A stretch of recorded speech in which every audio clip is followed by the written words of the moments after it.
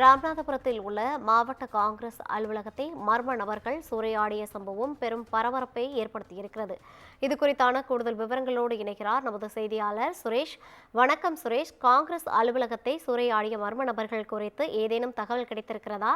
இந்த சூறையாடியதற்கான காரணம் என கூடுதல் விவரங்களை பதிவு செய்யலாம். நிச்சயம் ரவினா. ராமநாதபுரம் மாவட்டம் காங்கிரஸ் அலுவலகத்தில் மர்ம நபர்கள் புகுந்து தாக்குதல் நடத்திய சம்பவம் அப்பகுதியில் பெரும் பரபரப்பை ஏற்படுத்தியுள்ளது.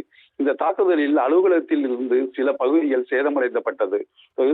மர்ம நபர்கள் அலுவலகத்தில் 4 மூலைகளிலும் எலுமிச்சம் பழத்தை வைத்து சென்றது காங்கிரஸ் மத்தியில் பீதியை உண்டாக்கியுள்ளது.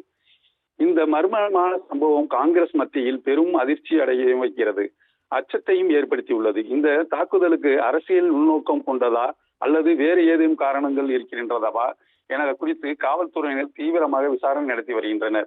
சம்பவம் நடந்த இடத்திற்கு வந்த காவல்துறை அதிகாரிகள் அங்கிருந்த தடயங்களை சேகரித்து வருகின்றனர். மேலும் அப்பகுதியில் உள்ள சிசிடிவி காட்சிகளை ஆய்வு செய்து வருகின்றனர்.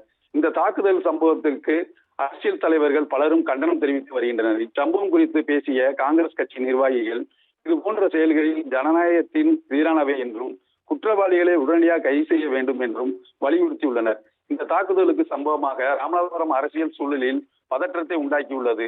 காவல்துறை எந்த விவகாரத்தை விரைவில் நடவடிக்கை எடுக்குமா என்பதை பொறுத்திருந்துதான் பார்க்க வேண்டும். ரவினா,